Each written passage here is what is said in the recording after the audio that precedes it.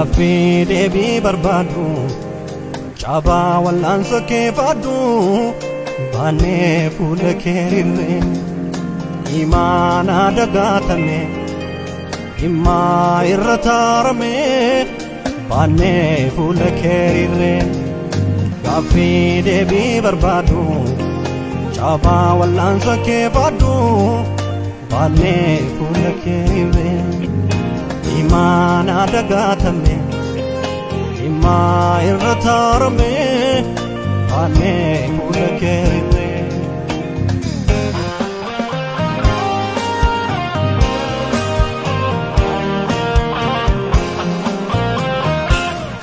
yooti kaate malee yoorka laate malee hangamni dideeraa garaasaa garboomsaa inni duraan tures inni irra qabnus latuu dhugaa kutee dhugoomsaa harka jiitu damee beekaa gidirfame biqilaan hin gogee dacheen hin gadooda madaalliitu dhabee dhugaa karaa dhabee haalaan ukkaanfame sagaleen haqa guddaa si eeggataa jira garaan nama hedduu murtoo dhugaa laachuuf Waaqayyoo harkaa kee ol fudhadhu si eeggataa jira garaan nama hedduu murtoo dhugaa laachuuf Waaqayyoo harkaa kee ol fudhadhu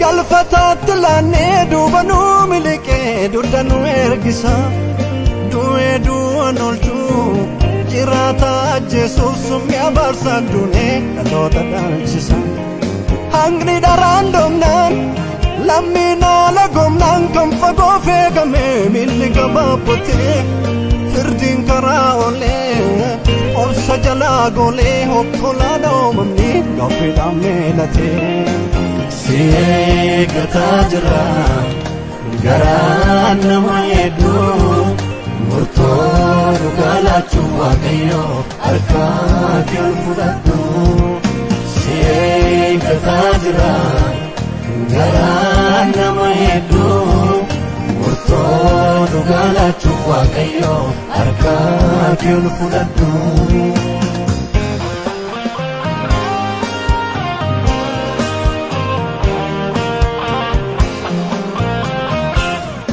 kaintu abeliin haadha saajjesaa jilbaddaa minaafaan walirratti ka'ee eesoo Yaaqoobiin aarii fageessaa ilmaan garaa tokkootu diina walii ta'e imimmaan haadhotaa ifaajjiin hayyoota ija hin godhanne muka baarsaa ta'e warra kanaa botee dhiiga qulqullootaaf dhugaan hin falmanne irratti as ba'ee si eeggataa jira garaan nama hedduu murtoo dhugaa laachuuf Waaqayyoo harkaa kee ol fudhadhu si eeggataa jira garaan nama hedduu murtoo dhugaa laachuuf Waaqayyoo harkaa kee ol fudhadhu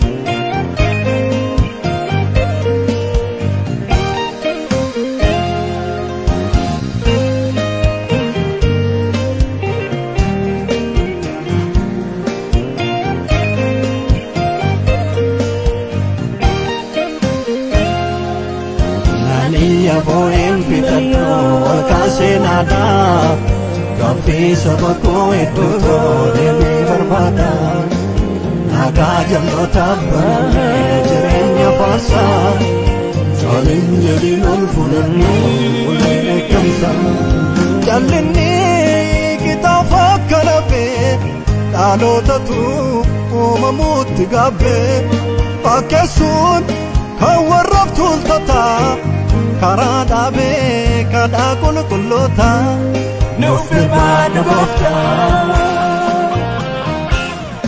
Jallimni kitaaba kadhabee dhalootatu jireenyatti gaabbee fakkeessuun kan warraaf tuultotaa kaasamee eebba qulqulloota nuuf birmaadhu gooftaa.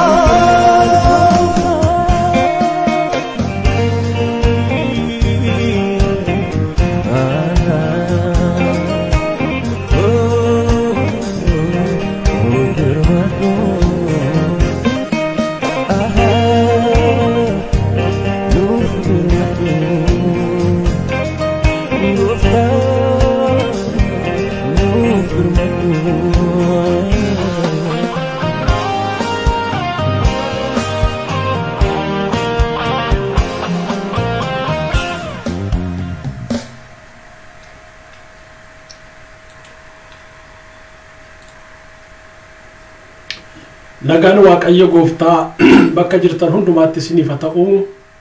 Dhaggeeffattoonniif daawwattoonni Logos miidiyaadhaa akkam jirtu. Har'a Egeree Waldaa Kiristiyaanaatiif dhaloota irratti waliin dubbachuudhaaf Luba Kamisoo Booruudhaa wajjin dhiyaannee jira. Hamma dhumaatti akka nu hordoftan jaalala gooftaatiin kabajaadhaan isin gaafachaa. Amma gara maree keenyaatti tuun deemeen fuulduraa Waaqayyoon walii wajjin kadhanna.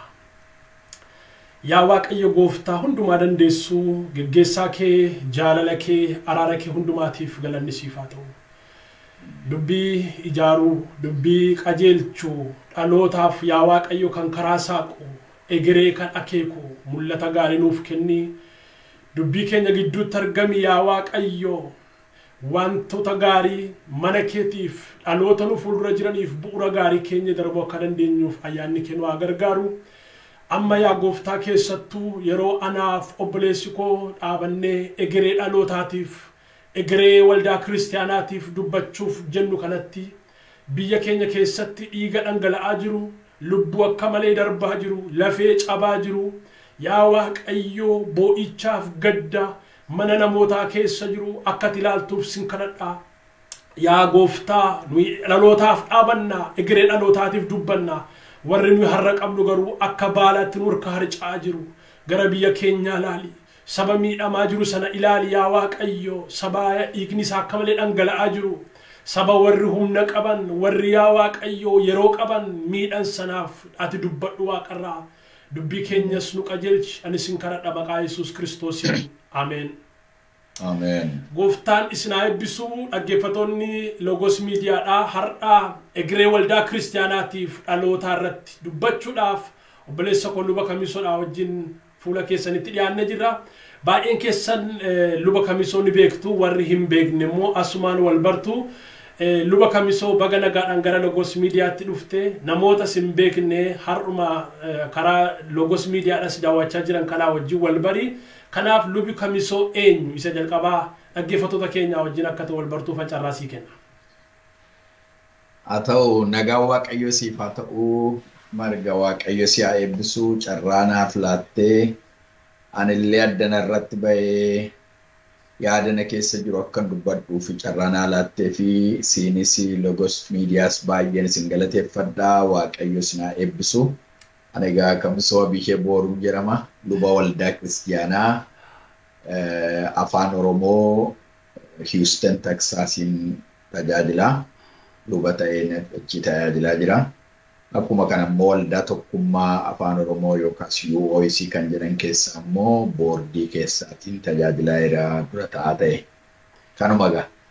Baay'ee gaarii mee asumaan atammaa luba waldaa kiristiyaanaati akkasumas immoo geggeessaa waldaa tokkummaa Oromoo addunyaati. Maqaa isaa yoo dogoggora baadhee afaan Oromoo tokko kanatti fakkaata. Mee dhaggeeffattoota keenyaaf tokkummaan waldaa Oromoo addunyaa maali? Warra hin beekneef mee tokkummaa kana mee attamitti ibsita?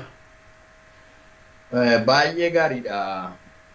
tokkummaan waldoota afaan Oromoo kan addunyaa yookaas UOEC jedhamaa yookaas United Oromo Evangelical Churches kan jedhamu kun waldoota hedduutu walitti dhufee denominationiidhaan utuu waliin qoodin walitti dhufnee biyya hormaa keessa waan jirruu fi walii wajjiniin Waaqayyoon waaqeffanna kan jedhurraan kan ka'e waggaa 25 fuuldura bu'uureffame amma almost gara waggaa 27 ta'uudhaaf jira.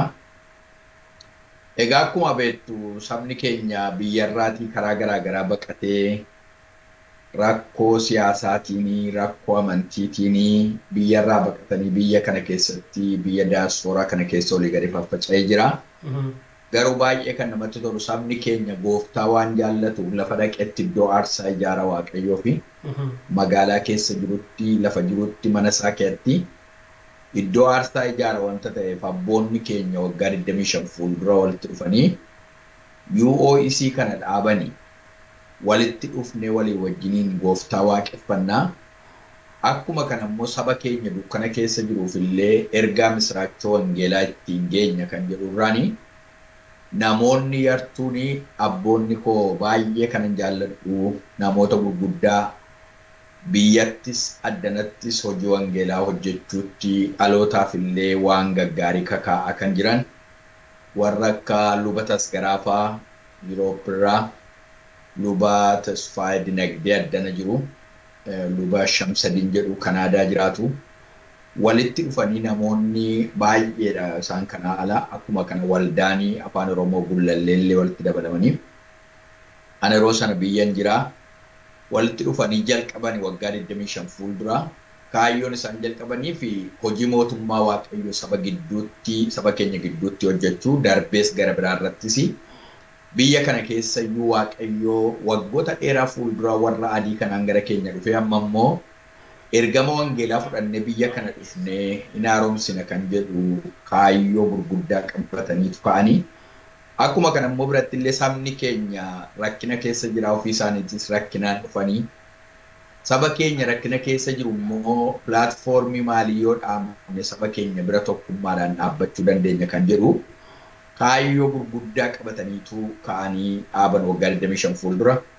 Kanaaf egaa isa kana UOEC warri hin beekne akkan beekuuf waggaa 25 fuuldura UOEC kan dhaabbate kanaaf hojii gurguddaa hojjete waggoota kana keessatti yoo ibsuu barbaadde yeroo fudhadhee ibsuu nan danda'a wanta hojjetamaa ture garuu UOEC kana fakkaata waldoota afaan Oromoo denominationiidhaan waliin qoodin hundumtuu walitti dhufee tokkummaadhaanii afaan Oromoon kan waaqeffatu hundumtuu Awustiraaliyaa irraa Kanaadaa irraa USA irraa Yuroop irraa Afrikaa keessa iddoo garaagaraatti walitti dhufeetti tokkummaa ijaarranne tokkummaadhaan jirraacha. Kana fakkaata UOEC. Okay, amma utuu gaafa gara gaaffitti saqidii waa'ee tokkummaa waldaa Oromoo addunyaa kanarratti ammallee gaaffii tokko si gaafadha. Tokkummaa waldaa Oromoo addunyaa kuni erga dhaabate waggaa 25 ol geggeessitootaa fi luboota gameeyyii abboota keenya nu dura turaniin akka hundeeffame maqaa kaaftee nutti himteetta. Waggoota kana keessatti jaarmiyaan kun hojiin hojjete keessaa waa muraasa maqaa dha'uu dandeessaa wantoota akka waan waggaa 25 baay'ee ta'uu danda'a garuu wantoota qabatamaa ija namaatti mul'atan yookaan wantoota akka hin irraanfatamne jettu keessaa waa muraasa maqaa dha'i. Baay'ee gaariidha. Wanti muraasa waan baay'eedha kan UOEC tokkummaa kanaan hojjetee dhaabbate ka'ee maal hojjete yoo jennee waldoonni yeroo sana namootatu walitti dhufe. Namootatu walitti dhufee Philadelphia keessatti Pennsylvania jedhamu state Pennsylvania jedhamutti walitti dhufanii namoonni walitti dhufanii jalqabanii har'a garuu waldaan biyya diaspora kana keessa jiru sanarraan kan ka'e iddoo garaagaraatti bal'atee Yuroop keessatti Kanaadaa keessatti Ameerikaa kana keessa Awustiraaliyaa keessa gargaarsa UOEC kanaan lafa jirutti dhaabbateetu hamma danda'ameefitti bira dhaabbataniitu waldoonni kun akka isaan dhaabbatan ta'a godhanii amma waldoonni baay'een gurguddatanii achuma keessaa iyyuu waldaan gara biraan dhaabbata dura garuu akka kanatu hin ta'ini UOEC'n waan jiruuf innaa isteeta tokkotti namni 5 namni 6 argame iddoo sanatti boordiin gargaareetu akka isaanii iddoo tokko waldaa tokko jalatti atleetii ta'anii akka isaan waaqeffataniif karaa banaa fi nin gargaara luba kaa'uufiidhaan hin gargaara.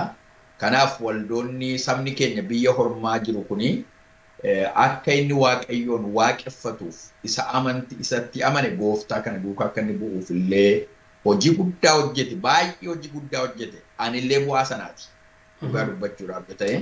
Okay, amma asimarratti dhiifamaa wajjin gaaffii tokko si qaba. Si dhaabsaan deema maaliif akka yaadi si jalaas hawwatilaanii keenya keessaas hin baanee fi dhiifamaa wajjin.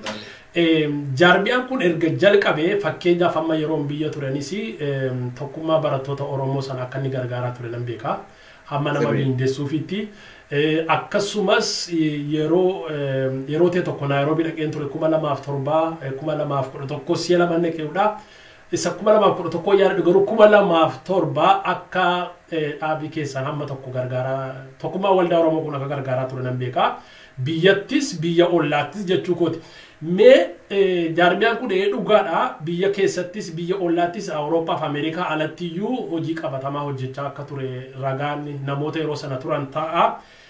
Siyaasa Oromoo keessattis haa ta'u waldaa Kiristiyaanaa Oromoo irratti dhiibbaa uume qaba jettee amantaa? Eeyyee. Okay. Fakkeenyaaf amma waa'ee barattoota yuunivarsiitii kaafteetta Focus Ministry. Focus Ministry waldaa biyya keessa jirtu waldaa afaan Oromoo Finfinnee wajjin ta'uudhaani dargaggoonni keenya yuunivarsiitii keessa jiraatan warri hin amaniin illee amma iddoo garaagaraatti faca'anii kan jiranii addanaa duukaa ta'uudhaan boordiin addanaa dura taa'an yeroo hundumaa duukaa ta'uudhaani faayinaansiidhaan haa ta'u yaadaan illee karaa garaagaraa gargaaruudhaan Focus Ministriin akka inni jabaatee dhaabbatu godhameera. Akkuma kana immoo sabni keenya baqaan biyya garaagaraa keessatti baqatee jiru lafanni jirutti Keeniyaa, Sudaan, Jibuutii lafa Oromoon baqatee jiru hundumaatti faayinaansiidhaan haa ta'u karaa advokeesii haa ta'u dhiibbaa guddaa uumeera. Dhiibbaa guddaa uume gargaaraas ture ammas gargaaraa jira. Ammas gochaa jira. Ammayyuu duukaa jira. Kanaaf dhiibbaan inni uume salphaa miti. Namoonni immoo biyya sana gaafa isaan ba'anii dhufanii addanatti immoo waldaan addana jiru immoo hin simata. Akka isaan lafa qabataniif immoo hin simata. Lafa isaan naqanitti communicationin sababa jiruu fi lafa isaan naqanitti waldaan irraa fagoo jira yoo ta'e waldaa itti dhiyoo jirutti akka isaan siqanii fi duukaa bu'ee gargaara. Kana immoo namoota miseensa ta'anii miseensa boordii ta'uu qabu. Namoonni UOC keessatti waldoonni UOC keessatti miseensa ta'anii jiran hundumtuu kana raawwatu jecha. Saba keenya biyya keessaa fudhattee ilaalte tarii gaaffii booddeen gaaffii hundeessaa beeku garuu biyya keessatti illee rakkoon gaafa inni uumamu saba keenya bira dhaabbachuudhaa fi UOC'n shoora guddaa taphate baay'ee. Buqqaanii biyyarraa naannoo tokkotti illee gaafa buqqaan Hararirraa yeroo buqqaan karaa lixa Oromiyaarraa karaa Beneeshaangul immoo buqqaan addanaati horii walitti qabuudhaan advokeet gochuudhaan hojii gurguddaadha kan inni hojjete biyya sana keessatti karaa garaagaraatti iddoo garaagaraatti yeroo hundumaa amma dheengadda warra mana hidhaa jiraniif akkuma kana yeroo koronaa dheengaddaallee UOC'n walitti dhufanii kaawunsilii walitti dhufeetu saba keenya bira dhaabbachuu qabna dee waldaan cufamuu hin qabdu luboonni gargaaramuu qabu jedhanii horii guddaa walitti buufneetu biyya keessaa koree dhaabneetu illee biyyatti ergaa turre. Egaa nuyi hundeen keenya amantii Kiristoos fudhanne. Kiristoos immoo gara laafummaa sababa namatti argisiisuu fi sabni keenya gaafa inni buqqa'u duuka buutuu gooftaa waan taaneef gara laafummaa saba keenyatti argisiisuu dirqamatu nurratti jiratu wanta ta'eef kana godha. Dhiibbaa hin dubbannu yeroo baay'ee sababa baanee hin dubbannee fi waan waldaan waa hin goone fakkaata. Baanee sababa hin dubbanne baanii hin dubbatanii waan goonu hin hojjenna garuu baanee sababa hin dubbanneef waldaan waan tokko waan hin goone fakkaata. Dhimma saba keenya irra ga'aa jiru rakkoo saba keenya irra ga'aa jiru irratti bal'inaan gadi fageenyaan advokeesii mataa isaatii qaba dipaartimentii garaagaraa qaba warri wangeela facaasan jiru warri immoo rakkoon saba keenya irra ga'u rakkoo saba keenyaa mul'isanii dubbatan jiru. Departmentiin garaagaraa hojii toora qabateetu hojii isaa hojjechaa jira. UOC'n kuni hojii gurguddaa addunyaa irratti hojjechaa kana duwwaatu hin ta'ini warrumti amma Yuurooppiin jiranii sanarraan kan ka'e lubitas garaan amma hojii guddaa biyya keessatti hojjetanii amma afaaniin hiikuutti wangeelli akkamittiin hiikamee saba keenya biratti akkamittiinitu maanni kan mataa isaatiitiin maanni piriintii ta'ee kan bira ga'uu fi hojii gurguddaa hojjetanii raadiyoodhaan kominikeeshiniin jiru tokkummaan jiru biyya sana keessatti iddoo garaagaraa keessatti hojii guddaa hojjete dhimma saba keenyaa irratti siin jechuudhaaf. Galatoomi luba Kamisoo amma isa gara macaafa qulqulluu isa gara kaleetu naqin amma gara waldaa tokkummaa Oromoo addunyaatti si deebisaa.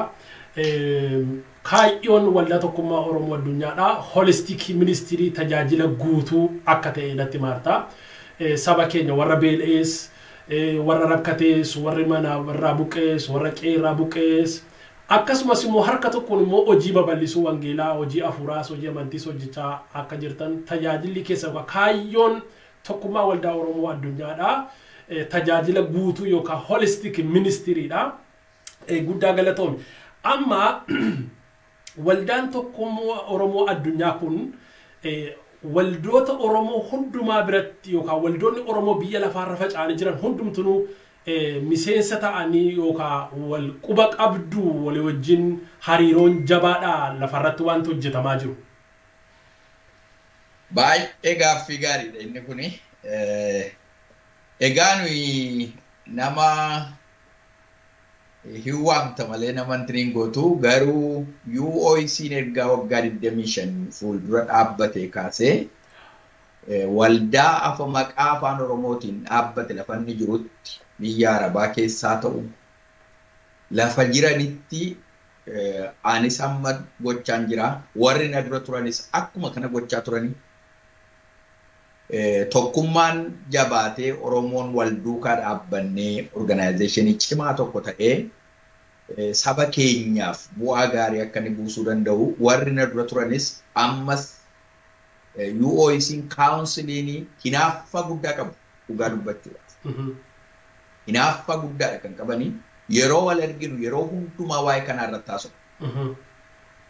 Waldoonni keenya walitti dhufnee tokkummaa keenya cimsachuu qabna kan jedhu warri jiraniin ittiin gaa yeroo hundumaa qajeelfama nuu kenna.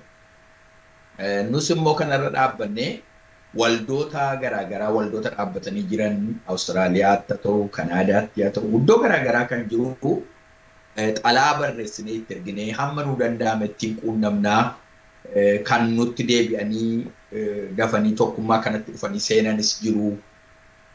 Kan immoo lafarra godatatanii nutti hin deebi'in jiruunis jiru. Kan fedhii qabu jiraachuu danda'a hin beeku gaasana kan natti hin deebines jira fedhiitu qabaatanii hojiin itti baay'atees ta'uu danda'a. Garuu nuyi hamma nuuf danda'ametti utuu waliin qoodin yaada tokkoon utuu waliin qoodin amantiidhaanis utuu waliin qoodin wal duukaa dhaabbannee tokkummaa irratti amanna wanta ta'eef tokkummaan immoo kan gooftaati. Gooftaa tokko nu tokkummaadhaan wal duukaa dhaabbannu godhe qaama tokkorra walii wajjin hin jirra wanta ta'eef isuma sanarra iyyuu fagaatee immoo nuyi saba Oromooti afaan tokko dubbanna aadaan keenya waan gargar nu baasu tokko jiru.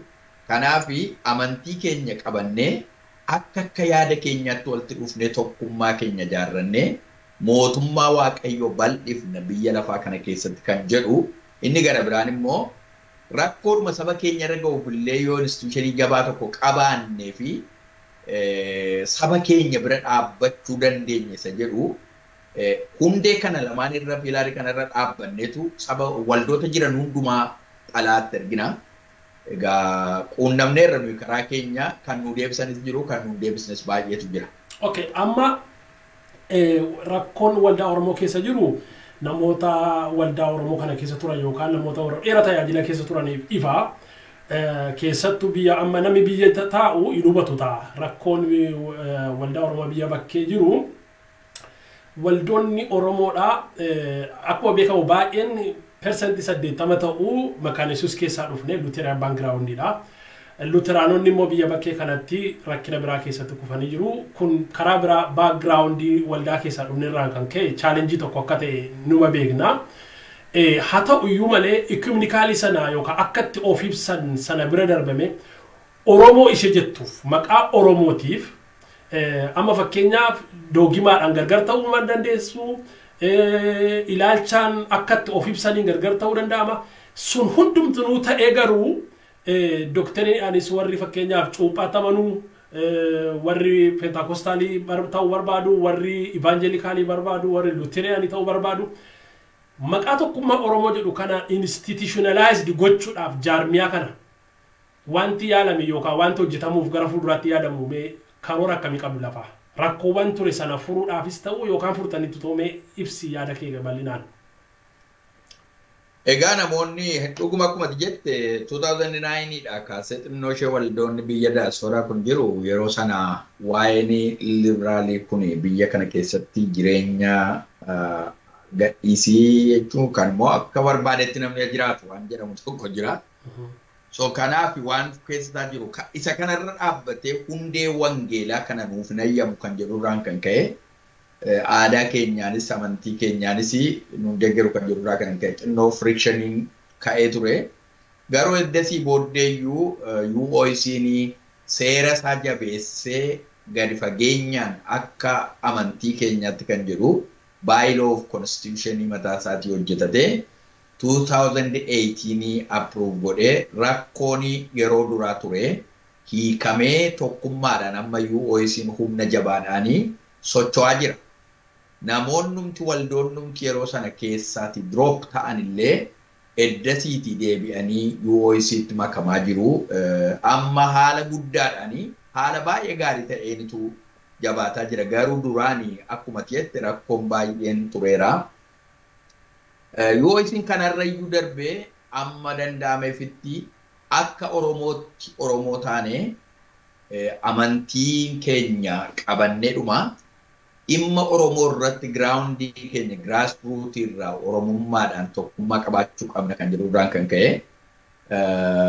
Oromoo interfeezii akka global Oromoo interfeeziin biyya kana keessatti illee akka inni dhaabbatuu fi shoora guddaa kan taphate keessatti hojii guddaa hojjetaa jiru illee UOIC'dha.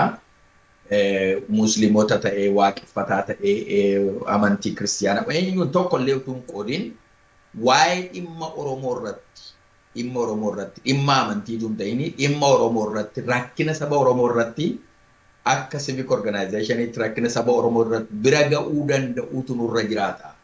Sabni keenya nu malee hin qabu. Nu saba keenya keessaa baanee rakkina saba kanaatti teenyee ilaaluu hin qabnu. Yeroo sabni kun dararamu teenyee maal na dhibenne teenyee ilaaluu hin qabnu. Nus akka saba kanaatti itti gaafatamummaatu nurra jira kan jedhurraan kan ka'e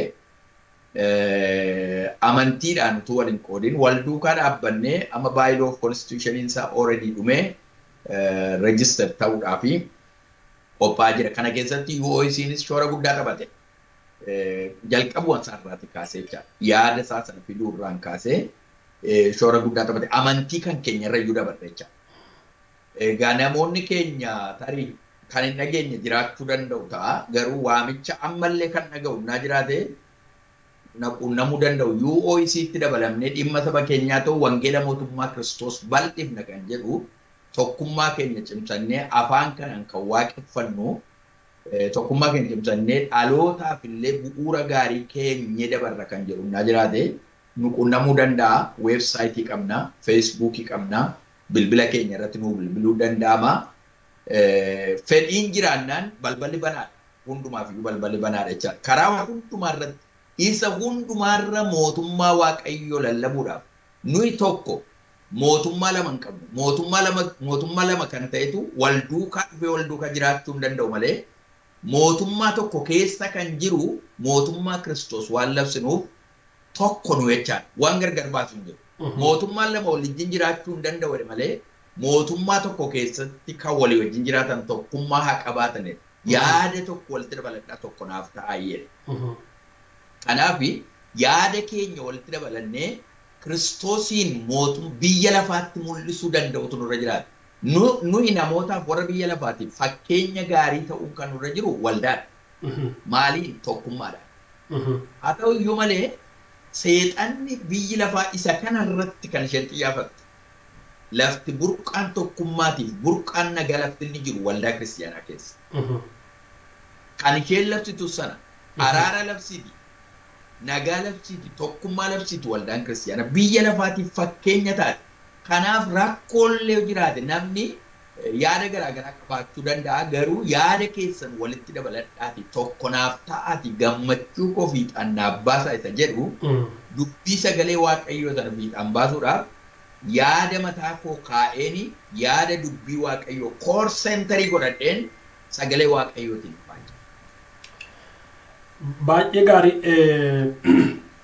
asuma irratti gaaffii tokko sii kaasame amma isin gama institutionalized gochuutti iyyuu ceetaniitu gama civic organization jiru irratti rakkoo 2009 ka'e sana amma already qulqullaa'ee dhumeera jechuu dandeenya. Namoonni waldoonni tokko tokko waldoota baay'ee miti waldoonni tokko tokko ammayyuu yaada sana jala affiliate ta'anii jiru. Yeroo akka kana jennu waldoonni sun dhimma sana fudhatan miti. Akka haasaanitti dhimma sana fudhatan miti dhugaadhuma immoo dhimma sana fudhatu jedhee hin amanu anillee. Akkas. Eeyyeen fudhatu jedhee hin amanu garuu ati jalatti affiliate ta'anii waan jiranii fi UOIC'n garuu akka UOIC'tti yoon dubbadde UOIC'n amma sanarraati bilisa totally. Baay'iloo keenya draft godhannee seeraan mootummaa biratti beekamne dhimma kan akkam fudhanne beeksifne 2018 finnee biraa deebinee gara UOIC karaa UOIC yoona gaafatte clear. Okay, amma waldoonni sana jala jiran ofii hin fudhanne beekamaadha kun waan wal gaafachiisu miti yoo dhufanii miseensummaa isin gaafatan fudhachuuf qophiidha isin. Hammachi jala jiranitti ta'uu hin danda'an. Okay, jalqabachi jala ba'anii independent ta'utu irra jiraata jechuudha. Of course, yeah. Okay, amma gaaffii sattaanuuttan si dabarsa. Waldoonni Oromoo sana alammoo sanuma ala warrumti ikuminikaali tokkicha yookaan ilaalcha amantaa ejjennaa tokkicha qaban yeroo baay'ee yeroo isaan gargar caccaban argina keessattuu kaaba Ameerikaa keessatti rakkoon kuni baay'ee jabaadha. Amma waldootatti harca'anii caccabanii fofoxoqanii dhufan isin akka waldaatti hin keessummeessitu moo rakkoo isaanii fixxanii walitti araarsitu moo achitti rooliin keessan maalime? Nuyi kan ilaalka UOIC keessa jirani waldoonni rakkinni yoo gidduutti argame conflict resolutionii namoonni abboota baay'ee qabna theologians baay'ee qabna council kan godhan namoota baay'ee qabna tiimiidhuma kanaaf dhaabbate jiru wanta ta'eef hin gaafatu nus akka boordiitti yoo rakkoon jiraate dhaannee wajjiniin haasofna dubbii isaanii solve godhu. Eddanii gara iddoo kanaatti dhufe amma ammaatti waldaa gargar ba'e UOIC keessa kan jiru waldaa gargar ba'e hin argine. Waldaan rakkoon gidduutti uumamee luboonni keessa adeeman garuu waldaan sun akka waldaatti dhaabbatte kanaaf ta'e jiru.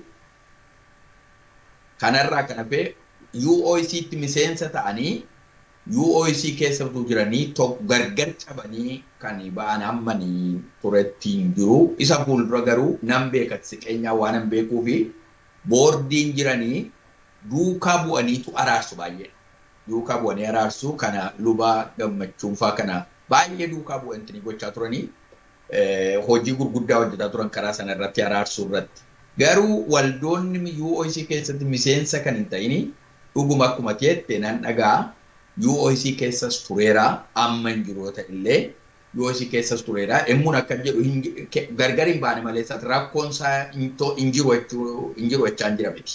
Rakkoon isaa jira garuu rakkoo isaa kana akkaataatti solve goonutti amma nuu danda'ametti duukaa buuneetu ilaalla jechaadha. Maaltu akka godha jette rakkoo kana kan fidu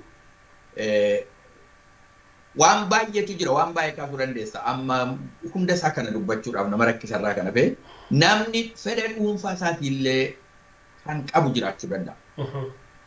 Fedha dhuunfaa isaatii personal interest jecha self determination ofii isaatii xiyyaafannaa ofii isaatii yaada ofii isaatii yaada mataa isaatii malee kan nama gara biraa keessummeessuu hin danda'u jechaadha. Sun immoo innaa dhuguma dhugaa dubbachuu fi dhuguma akka sagalee waaqayyootti yoo ta'e dhugaadhuma yoo dhaga'uu dhiise gaariidha jedhee yaada. Akkuma sagalee waaqayyootti innaa dubbii waaqayyootiin deema ta'e. Namni hundumtuu walqixa yaada sanarra jiraachuu dhiisuu danda'a waan ta'eef. Konkreetii dubbii waaqayyoo qabatanii yoo ta'e weel gaariidha. Garuu konkreetii dubbii waaqayyoo tuun qabaatiin waldaa keessatti garaagarummaa uumuudhaaf yaada ajandaa mataa ofii dhuunfaatti qabatanii kan deemanii yeroo baay'ee rakkinni kun waldoota keessatti uumamee waldoonni iddoo lamatti garaagaramuu isaan baba'an jira. Yoo dhuguma waldoonni rakkina dhuguma biblical understandingii qabaniin garaagarummaa qabaniin hiikkachuu dadhabuu danda'udha. Kan walitti isaan fiduu qabuu danda'udha. Kun immoo hin beeku gaani. Namni amantii kiristiyaanaa keessatti Kiristoos irratti yaada tokkoon waliif galeetu adeemu dubbii waaqayyoo irratti taa'ee walitti fideetu dubbii isaa hiikkata. Okay, amma galatoomii waldoonni yuusoo jalatti miseensa ta'anii jiran baay'inaan waldoota meeqa ta'u? Quba qabu baay'ina isaa? Waldaa 38. Amma gaa 33. Waldaa 33. Amma gaala waldaa 33 waldaa guddaadha biyya bakkee keessatti humni waldaa 33 yoo walitti dhufe itite waa ta'u gochuu danda'a. Warri sooshooloojistoonni akkana jedhu sabi tokko akka sabaatti kan saba isa godhu utubaa gurguddaa sadii jedhu. Tokko jaarmiyaa amantiiti. Lammata jaarmiyaa hawaasaati. Jaarmiyaa hawaasaa jalatti afoosha fa'aa waldaa wal gargaarsaa fa'aa wantoota baay'ee dhagaa. Sadaffaan jaarmiyaa siyaasaati. Amma isin jaarmiyaan keessan waldaan 33 jechuun waldaa jabaadha. Ijaarsa siyaasaa yookaan adeemsa ijaarsa siyaasaa yookaan ijaarsa biyyaa keessatti dirqamni ulfaataan kun akka isin irra jiru beektanii gara fuulduraatti maal hojjechuudhaaf karoora lafaa qabdu? Meeta fuulduranii waan tokko dubbachuu barbaada. Okay. Yaada tokkummaa kanarratti haalli siyaasaa kun ilaalchumti biyya keenya keessa jirullee waldaa kiristiyaanaa keessatti garaagarummaa uumuudhaan ofii jiraachuuf garaagarummaa uumuudhaan yaanni namootaa leemmuun itti garaagara ba'u jira. Kun rakkoo guddaa yeroonni waldoota keessatti uumu.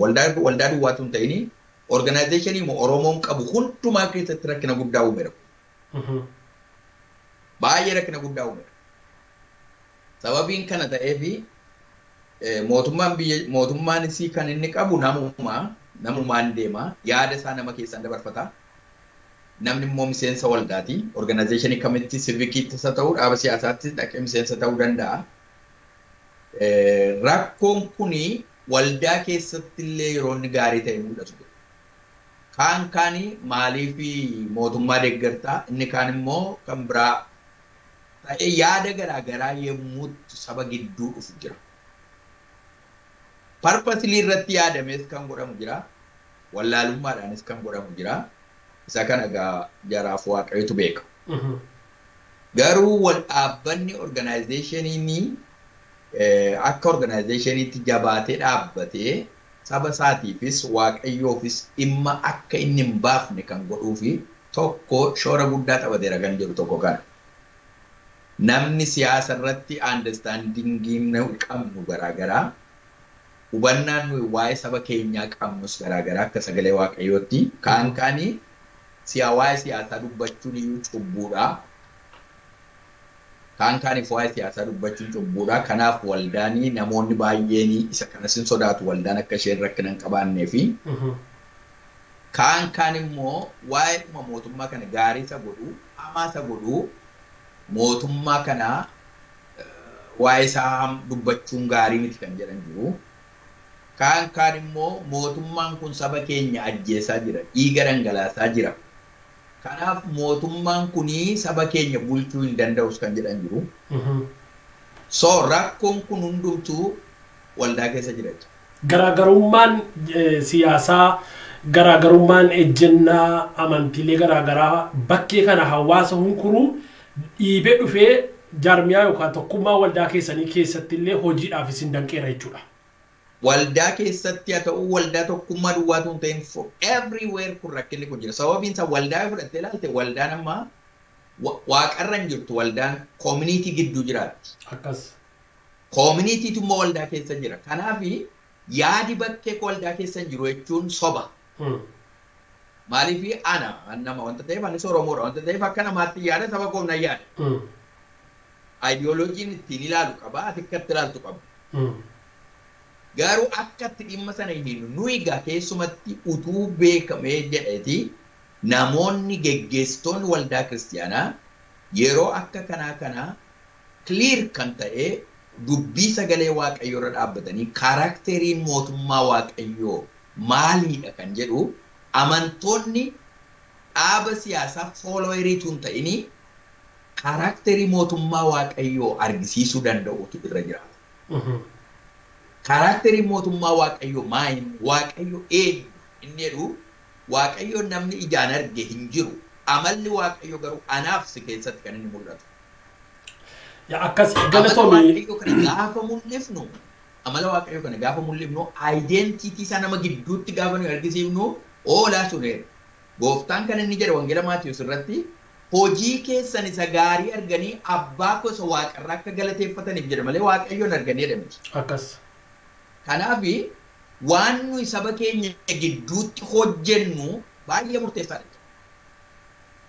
Waan an dubbadhu, waan an haasa'u, wangeela sabni koo akka inni irraa dhaga'uuf wanti na haasa'u. Fakkeenyaaf amma waan tokko wanti anaan personaali naan fudhatamne nama du'ee reeffa isaa lafa jiru kanatu nama du'ee lubbuu dhala namaa identiitii bifa waaqayyoo kan qabu kanatu utuu waan tokko hin balleessin ajjeesanii lafa kaa'aniitu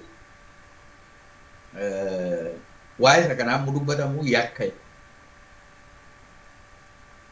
Amma kun egaa amantii miti kun.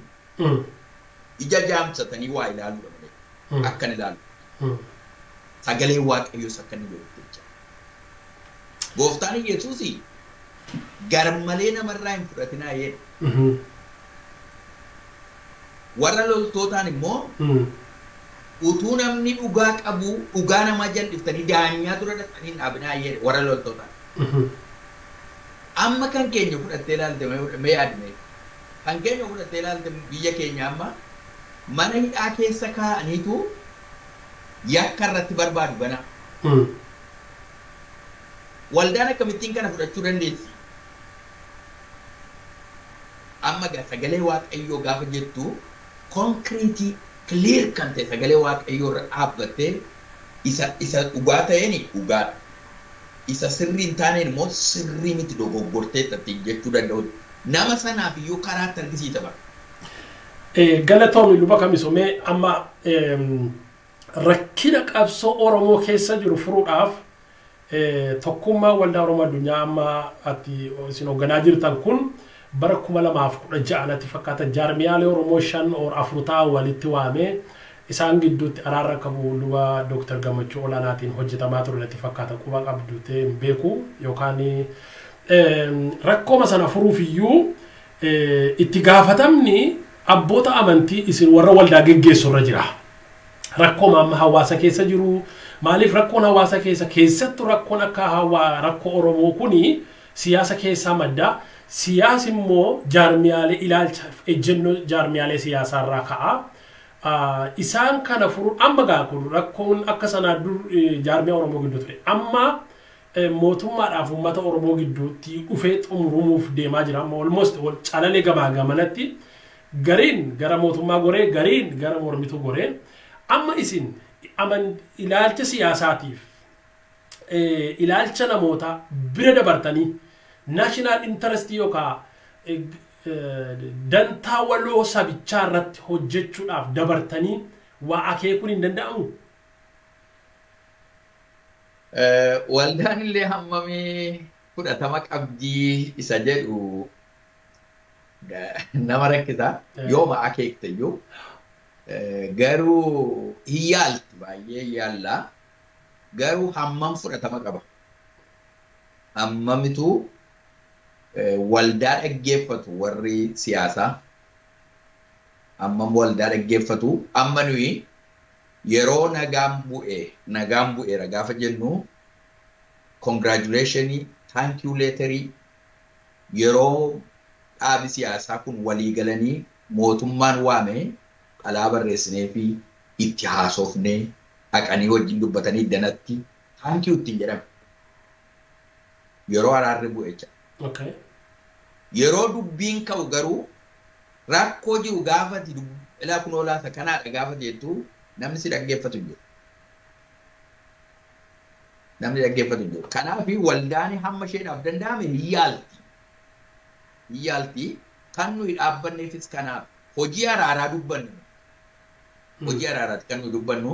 Siyaasa keessatti personaalii namni tokko dhaqee siyaasa keessatti hirmaachuu danda'a garuu akka waldaatti hojii araaraa hojii isheetu wanta ta'eef lafa rakkoon jirutti dubbii hiikuudhaa fi hamma nuuf danda'ametti yoo OEC'n godha. Kanaan duras gochaa ture ammas qophiidha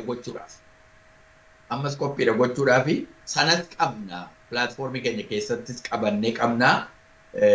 Namoota kana godhanii yoo fedhiin jiraannaan nuyi gochuudhaaf akka waldaatti gochuudhaaf hojii keenya wanta ta'eef gammachuudhaan fudhanna nuyi garuu eenyu kan kana godhu kan kana gochuudhaaf dhaggeeffatu karaan ittiin deebi'ee namni waliin wajjiniin taa'ee araaraa dubbatamudha erga dhaqamee laaqamee hidhamee booddeetu waan meeqa keessatti ta'u malee eenyutu kana dhaggeeffachuu danda'a waldaa si'anaa hin dhaggeeffatu jettee yaadda. Ani sababii waldaan keessattuu akka waldaa Oromoodhaa wanti isheen hin dhaggeeffatamnee fi humna hin taane, humna hin maddisiifne. Akkuma jalqaba dubbannee waldaan Oromoo walishee gidduutti walirtee jirti, ilaalcha siyaasaa walirtee jirti, ilaalcha namoota dhuunfaatiin walirtee jirti. Keessattuu amma yeroo fiizikaalii waldaa waliin dhufanii waaqessuun faarra hin jirre waldoota zuumii fahin gargar caban faatu jira amma. Waldoota zuumiidhaan gargar caban ani wanti baay'ee na ajaa'ibu namicha waldaa sana cabsatu caalaa warra akka sa'aatti namoota isaan cabsatan duukaa yaa'u sana kan na ajaa'ibu. Biyya bakkee taa'ee at least namni biyya bakkee jiru nama waa yaaduu barate waa barreessuu fi yookaan yoo xinnaate macaafa qulqulluu afaan Oromoo dubbifachuu danda'a. Namni kuni ani san na ajaa'iba warra akka sa'aatti duukaa yaa'u abbaan barbaade siin kottee dheebacha abbaan barbaade siin kottee dheebu warra kuma bishaanii gabatee keessa duukaa oli dhangala'u sanatu baay'ee na ajaa'iba. Amma tokkummaan keessan kun humna ta'ee walitti dhuftanii waldaan Oromoos humna taate internaali keessaaf alaan tokkummaan kun silaa waldoota akkas cabanii adabuu danda'a. Namoota waldaa cabsatanii adabuu danda'a. Seera garaagaraa baasee tokkummaa kanatti hin galtan jechuu danda'a.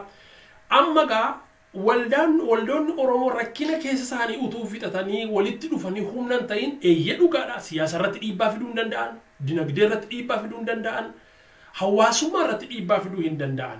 Amma kan nuyi waldaa Oromoof hawwinu geggeessitoota waldaa Oromoof hawwinu humneessuudha humna akka isaan ta'aniif. Amma gaa rakkinoota kana keessaa ba'amee gara fuulduraatti tarkaanfachuudhaaf mata dureen keenya iyyuu egeree waldaa kiristiyaanaaf dhaloota ta'anudha. Dhaloota itti aanuuf iddoon hawwinu sanaan ga'uudhaaf pilaatfoormii yookaan karoora kaayyoo akkamitti lafa jira mee achirratti gaaffisa dhumaa tokko sii gaafadheen yaada keenya kanarratti xumurraa gara fuulduraatti rakkinoota amma maqaa dhoofne sana kiyaa baatanii waldaan kun humna taate irree taate dhaga'amuudhaaf biyya lafaa keessattis dhaga'amuudhaaf mootummaa birattis dhaga'amuudhaaf waliima ishee keessatti illee dhageetti argachuudhaaf hoggansi keessan amma natti fakkaata namni tokkummaa waldaa Oromoo addunyaa kana geggeessu waggaa lama involuntarii hojjetan natti fakkaata. Amma iddoon sun ofiisiin sun namni itti miindeffame ofiishaalii ta'e liidarshiipiin isaa edda iyyama qabaate gara caasaa adeemsa itti tarkaanfii itti aanu tarkaanfachiisuudhaaf maal yaadaa jirtu? Kun ilaa gaaffiin kun gaaffii gaariidha. Utuu hundumtuu of gaafate baay'ee gaariidha. Namoonni amma akka UOEC'tti yoon silas dubbadheen ture akka UOEC'tti manu rakkoo tokko hin qabu. Waldoonni UOEC keessa jiran strongly jabaannee dhaabbannee jira. Waa'ee waliigalaanaa seenalee. Strongly dhaabbatee jira. Rakkoon tokko hin jiru. Waldoonni achi keessa jiraatanii hamma danda'ameefitti kana jalatti jabinaan baay'ee dhaabbata. Garuu waliigala gaaffii ati kaaftan sii deebise malee kan UOEC Waaqayyoo fagalatu ergaa 2018 ti gaarii ta'ee tokkummaa keenya jabeeffanneetu dhaabbachaa jirra. Warruma bakkeetta faniin iyyuu kottaa kana caalaatti jabeeffannaa humna keenyaa jenna.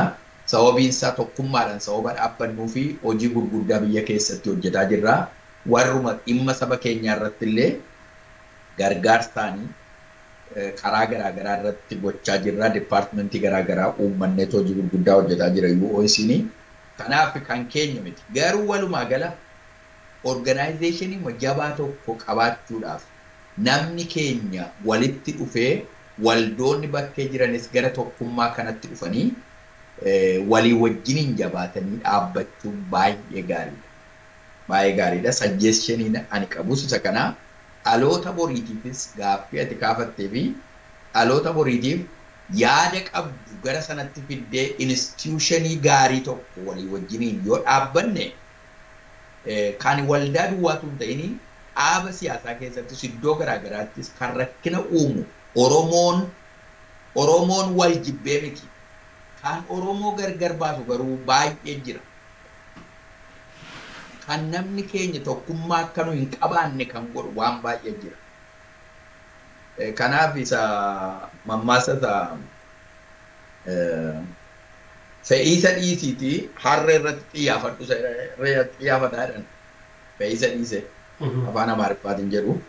Kanaaf yeroo baay'ee rakkoon keenya bakkeedhaa kan dhufu of keessaa iyyuu rakkinni yoo jiraate rakkinni ilaalchaa, rakkinni hubannaa, rakkinni fedhii dhuunfaa tokkummaa irratti akka guutummaatti sabni walitti hin dhufnee fi yoo jiraate illee bakkeedhaa kan dhufu baay'ee isa kan rakkina uumu utuu keessaa jabaate jedhee gaariidha. Kanaaf nuyi akka UOIC'tti yoo dubbatte akka UOIC'tti Waaqayyoo galatu akkuma siin jedhe gaariirra jirra. Warri bakkee jiru garuu yooma tokkummaatti dabalamaa itti iyyuu tarii tokkummaatti dabalamuu danda'uudha warra ammatti jettu. Sababiin isaanii fedhiin sun jira wanta ta'e. Gara tokkummaatti dhufuu danda'a maala? Yoo dhufe mi'oo isa jedhu namoonni yaada isaa kaafsuni deebisuu danda'u qabu. Qofaa kee waan tokko gochuu dandeessu. Walitti yoo dhufne garuu saba keenyaaf bu'aa gaarii buusuu dandeenya. Gara biraanis waa'ee siyaasaa dhiisa. Waldaan Kiristiyaanaa waamichi isheen piraayimarli kan isheen qabdu mootummaa Waaqayyoo bal'isuu. Saba dukkana keessa jiruuf wangeela ittiin ga'u. Piraayimarli kan isheetti waamtu. Utuu isa kana seeraan raawwanne isa tamma jirtutti deebi'uu dandeenya. Isa kana seeraan raawwachuu waldaan fookasiin ishee gaafa dhaabbattu waldaa tokkorraa cittee dhaqxee gara biraa gaafa waldaa gara biraan dhaabbattu waa'ee wangeela mootummaa Waaqayyoo bal'isuudhaafi. Amma gaaffii tokko itti dabalee si gaafadha Luba Kamisoo. Rakkina kana amma maqaa dhoofnu kana hambisuudhaaf amma fakkeenyaaf hangeessa waldaa 33 waldoo amma isteetii Ameerikaa 52 duri amma hin beekan exactly isteetota Ameerikaa hundumaa keessa yoo xinnaate waldaan tokko lama inuma jira. Waldoonni amma Ameerikaa keessa ta'anii isin jala hin jirre walakkaa ol jechuudha. Harka guddaatu bakkeetti hafee jira jechuudha. Amma kana biftanii isinii itti gaafatama immoo seerri jira yoo xinnaate tokkummaa qabdu seerri jira umurii dheeraa qabaa muuxannoon jira hangafaa ammoo tokkummaan jira. Haaraadha fakkaasanii waan biraa yaaluudha waan lafa jiru kana tumsanii practical lafa qabsiisanii adeemsisuudhaaf waldoota warra hafan kana isin amma baay'ee isaanii dubbistanii kontaaktii gootanii waamicha gootanii hunduma isaanii waamtaniitu amma isa kaanoo dhiifnume warrumaannoo Ameerikaa keessa jiran Kanaadaa fa'aa dabalatee jechuudha. Jedhani baay'ee galatoomii kan UOIC mitiitii lafti nuyi xalaatti hin ganii jiru anatu erge. Ana kan erge wanta ta'eef bilbilaan iimeeliidhaan ergeera jira warqata isaayyuu harka. So nama hundumaatiif ergineera. Maa inni fookasiin keenya ni jalqabaa kan nuyi kaayyoon bar'een gaddaa kore anatu godha duwwaa dubbatu ta'ini kaawunsiliitu waldoota 39 kanatu walitti dhufaniitu gaaffii atamma jettu kanatu nuyi maalumaaf organizationii jabaa hin taanu gaaffii atamma jettu kana. Kanarraa ka'eetu waldoota keenya warra gara biraas dabalanneetu tokkummaa keenya cimsannaa waamicha Waaqayyoo ittiin waame fiixaan baasuudhaaf tokkummaa keenya cimsachuun baay'ee gaariidha kan jedhu irratti jala murame irratti walii gale kaawunsilii sagalee tokko. Erga kana ta'eetii waldoota jiran hundumaa communicate godhaa jedhama. We did it. Gooneerra. Garuu kan isin deebisan jiru. Kan deebisan jiru. Kan deebisanii immediately Waaqayyo isaan haa eebbisuu xalaa erganii miseensa kan ta'an. Okay. Amma gaa warra hafanis jaalalaan obsaan toosisanii ofitti dabaluudhaaf irratti hojjechuun baay'ee barbaachisaa. Sagantaa keenya gara yeroo sa'aatii keenya irra dabarsineerra dhiifama amma gaa wanta tokkummaa kana jabeessume wanta namoonni tarii hubannaa dogoggoraa qabu maaliif biyya bakkee kana keessatti namoonni mana isaa keessa miidiyaa qabaa inni kaan bilbilaa walitti himaa odeeffannoo dogoggoraa jira yookaan immoo misunderstanding wal hubachuu dadhabuutu jira mee ejjennoo ilaalcha keessan waa'ee jaarmiyaa kanaa mee ammallee jalqaballee ibsiteetta ammallee irra deebi'iti barbaachisummaan waldaa tokkummaa Oromoo addunyaadhaa maal akka ta'e carraasiifan kenna ani akka kootti yaada kenna dhiyootti amma akka gaafataa dubaatti tun taane tokkummaan humna yeroo hundumaa waa'ee tokkummaa dubbanna hundumti keenya tokkummaa afaaniin dubbanna garuu tokkummaa mana keenya keessaa jalqabu ture jira amma fakkeenyaaf afaan Oromoodha yeroo afaan Oromoo afaan hojii haa ta'u afaan Oromoo hin jirretti waldaan afaan Oromoo afaan hojii godhattee waggaa 100 walitti hojjette waldaan Maqaanesuusidha. Edda Maqaanesuusin afaan Oromoo afaan hojii godhattee ittiin lallabdee ittiin faarfattee ittiin hojii ishee hundumaa hojjette waggaa 100 booda mootummaan dargii kufeeti waa'een afaan Oromoo yaadatame gaafa federeeshiniin kun diriirfamu jechuudha. Kana duwwaa miti afaan Oromoo du'a oolchuu keessatti jiraachisuu keessatti utuu waldaan kun afaan kana hin hambifne teesila afaan Oromoo dhadhaa abidda buute ture. Badeera keessattuu akka afaan Oromoo baduu fi humnoonni Abisiiniyaadhaa waggaa 100 guutuu hojjetanii hin danda'in afaan har'a leellistoonni sirna durii aarii guddaa isaan Oromoof amantoota Oromoo irraa qabanii isa kanaadha. Kana beekne tokkummaa kana dhugoomsuudhaaf gadhaabuudhaaf meedhaamsa akkamii qabdi tokkummaa barbaachisummaa tokkummaa waldaa Oromoo kana amma jalqaba kaafne biyyatti waa baay'ee hojjettanii 2016 jaarmiyaa Oromoo araarsuu irratti kana duwwaa miti state department deemamee xalayaan barreeffamee luboonni dhaqanii achitti warra state department haasofsiisee rakkoo siyaasa biyya Itoophiyaa keessa hubachiisaniiru sadarkaa kanatti hojjetaa jira jaarmiyaan kun mee barbaachisummaa jaarmiyaa kanaa warra quban qabnee fi sirra afaan keerraa dhaga'anii siifan kenna carraa sadumaa. Haa ta'u baay'ee galatoomi UOIC'n egaa akkuma ati yoo kaafte silas dubbadheeraa UOIC'n waggaa 25 fuuldura karoorri inni itti walitti dhufee jedhe tokko Waaqayyoon waliin waaqeffanna biyya Oromaa kana keessa jirra wanta ta'eef walitti dhufnee amantii keenya itti fufsiisuu qabnaa afaan keenyaan aadaa keenyaan Waaqayyoon waaqeffanna kan jedhu kanaan walitti dhufanii karoorri gaanni guddaan tokko hojii mootummaa Waaqayyoo bal'isuutii wangeela Kiristoos lallabuudha akkuma gochaa jirtu jechaadha. Kanammoo eessatti gootii inni jedhu tarsiimoo mataa isheetii akkatti gootu qabdi. Saba Oromoo fookasii primarily kan isheen irratti fookas gootu Oromoo irratti wanta ta'eef saba Oromoo baqatanii biyya ambaa keessatti olii gadi faca'anii jiranii hamma danda'ameefitti hamma humni ishee qaqqabetti duukaa dhaabbachaa turte ammas isuma kana gochaa jirti karoorri ishee gara fuulduraas isuma kana kanarra darbee immoo saba keenya biyya keessa jiruu fi lafa wangeelli hin gahin jiru akkamittiin wangeela ga'uu dandeenya biyya ambaa kana keessatti illee baay'een Oromoon baay'een amma waldoota warra adii keessatti dhugaa dubbachuudhaaf ergama wangeelaa Waaqayyo kan inni saba keenyatti kenne fiixaan baasaa jiru isinillee biyya keessan keessatti akkuma kanaa kun bu'aa wangeelaati bu'aadhuma afaan Oromooti bu'aa tokkummaati kuni kanaaf biyya lafa jirutti waldaa keessatti waldaa warra adii kana keessatti biyya ambaa kana keessatti illee wangeela facaasuu keessatti gahee guddaa kan taphachaa jiru sabni keenya hojii gurguddaa hojjetaa jiru dana keessatti teoloojiyaansii baay'een mana barumsaa keessatti yuunivarsiitii gaarii keessatti tokkummaa kana keessa kan jiranii hojjetaa jiru. Akkuma kana immoo saba keenyaaf illee hundee gaarii kan ta'e hamma nuuf danda'ametti rakkoo saba keenya irra jiru addunyaatti mul'isuudhaaf tokkummaan kun yeroodhaa yerootti advokeesii mataa isaatiitiin xalaa garaagaraa barreessinaa informationiin dogoggoraa gaafa inni gadi dhiifamu mootummaarraa ta'u organizationii garaagaraarraa ta'u informationii qulqulluu ta'e akka sabni biyyaa hambaa kun mootonni akka isaan dhaga'aniif duukaa bu'anii barreessu advokeesiin keenya isa kanarrattis hojjechaa jirra jecha akkamittiin tokkummaa keenyatti dhufameetu jabeeffamee amma danda'ametti tasgabbaa'ee sabni keenya walii wajjiniin mari'atee maaltu furmaata kan jedhu yaannee walitti dhufnee tasgabboofnee walii wajjiniin haasa'uun baay'ee gaariidha deeyyaadha. Akka yaada furmaataatti gaaffii keetii fi tasgabbaa'ee Oromoon hundumtuu dhaaba garaagaraa waldaa garaagaraa keessa kan jiru walitti dhufee bor dhalootaaf maaltu bu'aa buusuu danda'a. Qophaa koo yoo na deeme. Onesmoos waa'ee Onesmoos baay'ee dubbatama. Nama baay'ee dubbata. Hin barreessu irratti riseerchi hojjetu. Garuu jireenya Onesmoos jiraachuudhaaf submissionii nama gaafata marga. Of kennuu nama gaafata. Haasa'uun salphaadha. Jiraachuun garuu humna gatii nama kaffalchiisa.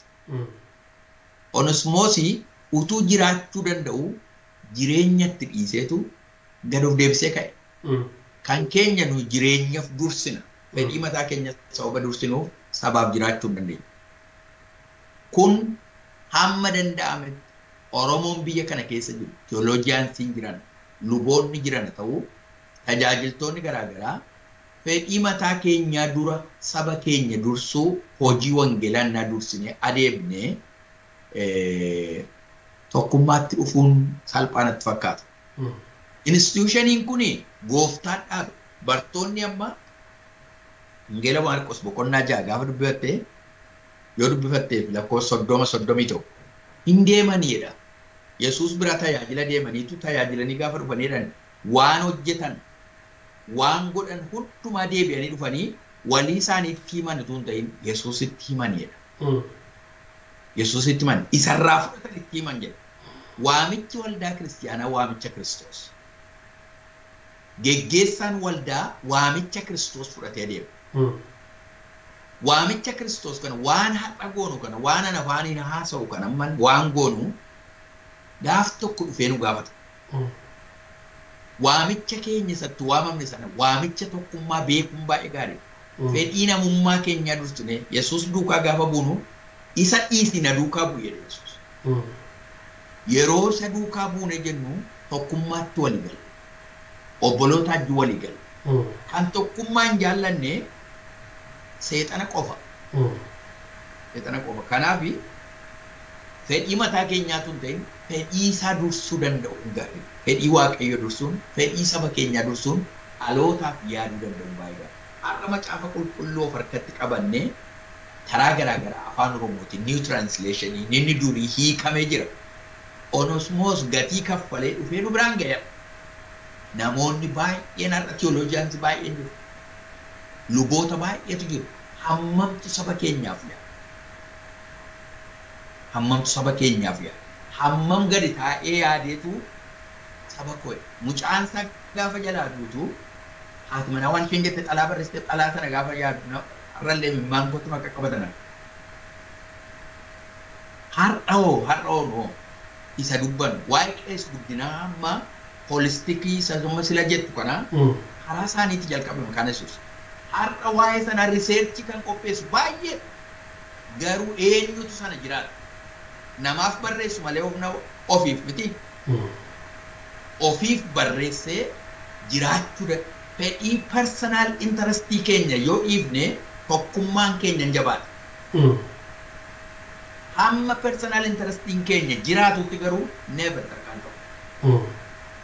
Aarsaa barbaachisa. Yaada dudduuba blindii dudduuba keenya keessa waa kaawwannee gara fuulduraatti dhufnee waan biraa haasa'u hunda ta'e hin jiru takkaan ta'u. Afaan keenya garaagara ta'a akka ijoollee Addaam yaada ka'anii garuu waan isaan ka'aniif gaariin ture wanta ta'eef gargar diigame afaan garaagaraa haasa'a. Akkuma kana garaa keenya keessa waan biraa kaawwannee yoo sanaan godhate akka nama amaneetti nuyi waan nurraa eegamu yaada qulqullaa waan dhugaa ta'e walitti dubbadhaa jedha Phaawulos warra Filiippisiisiin. Waan dhugaa ta'edha.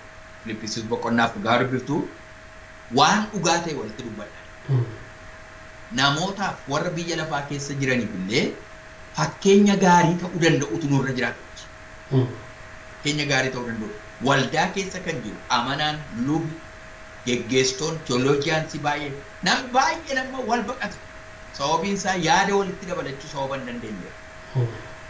Yaada walitti dabalachuu sababa hin dandeenyeef. Kanaaf hamma danda'ametti gadi naa of deebisee sabni keenya hamma danda'ameefitti warri waldaa geggeessanii yaada kanaan innaa walitti dhufne tokkummaan keenya jabaachuu danda'a. Dhalootaaf illee bu'aa gaarii buusuu dandeenya. Bor lafa jirrutti saba keenyaaf dhaloota bor dhufuuf bu'aa gaarii buusuu dandeenya waldaa keessatti. Sababa kun hin jiraannee fi akka kanuma sila jette yaadi dhuunfaa ofii waan jiruuf waldaan istiriitii gajjallaatti waldaa tokko istiriitii gadarraatti waldaa tokkotu jira. Tokkummaadhaan jabaatee dhaabbachuu hin danda'u waan ta'eef yeroo hundumaa mana kiraayituu fudhatuwaaf. Mana kiraayii fudhatuwaaf. Personal interestiidha kun. Dhuunfaa mataa isaaniiti. Waan xixinnoo irratti walii galuu dadhabuu. Waan xixinnoo irratti walii galuu dadhabuudhaan isa guddaa karoora boriif ta'u balleessaa jira. Kanaaf yaada tokkotti walitti dhufuun baay'ee gaariidha. Kaayyoo ganamaa sana irratti walitti dhufuun gaariidha. Yoo isin kan inni dhaabbate egaa saba isaatiif dhaabbatee wangeela saba isaatiif biraan gahuudhaa fi mootummaa Waaqayyoo bal'isuudhaa fi lafa rakkinni jirutti immoo qabeenyaanis yaadaanis saba keenya bira dhaabbachuudhaaf biin Waaqayyoo sana jedhisa. Kanaaf kan inni dhaabbatee isin jechuudhaa fi galata ofii dheeressee ifamu. Baay'ee ulfaadhuu luba Kamisoo Waaqayyo waaqarraa si eebbisu yeroo kee kennitee ati iddoo kanatti argamtee yaada maree kana wajjin geggeessuu keenyaaf guddaan gammada fayyaa ta'ii dhaggeeffattootaaf daawwattoota TV Logos sagantaan keenya kanarraa kanumaan goolabamaa isa taanu ammas dhimma kanarratti itti fufnee geggeessitoota luboota paasteroota waldaa kiristiyaanaa hundumaa dhimma kanarratti baay'ee dubbannaa asumaan kan nuyi isinitti dhaammannu namoota nuyi quba qabaachuu yookaan beekuu dadhabne isinis nutti wal nu agarsiisaa. Lammaffaan immoo yaada kanarratti hojjenna yaadi kun lafa qabate